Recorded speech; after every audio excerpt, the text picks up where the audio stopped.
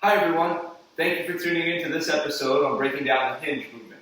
So in episode 1 we talked about the squat, how to properly breathe for that squat, proper setup with the feet, knees, hips, where your chest is, where you're looking, and also how to properly prepare for that movement, so different range of motion drills you can do. On this episode we're talking about the hinge. The squat and the hinge look really similar, but there are some key differences that we want to talk about. In your Ritter Sports Performance programming, you might see the hinge programmed as a hip hinge with weight. You might see it as a trap bar deadlift, dumbbell deadlift, a deadlift with the barbell, single leg or both leg variations, or even doing hip hinge work with the band. So today, we're going to talk a little bit about what the difference is between the hinge and the squat. We also want to hit on how to properly set up and what those differences are, and then also how you can prepare your body to get the most out of your hinge movement. So to start, let's look at the squat versus the hinge, just a quick overview.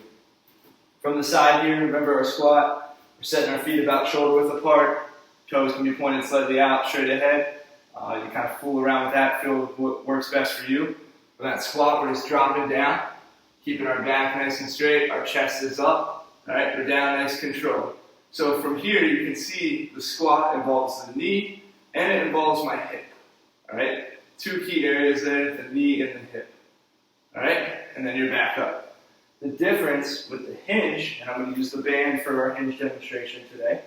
The difference with the hinge is that it's not so much the knee in that angle. So when you're setting up here, this is your setup point for the hinge. You can see my knee is not as bent as it was in that squat. My hip is still really involved, and I'm driving up. You also notice that the hinge starts from the bottom to the top, where your squat started from the top to the bottom. All right?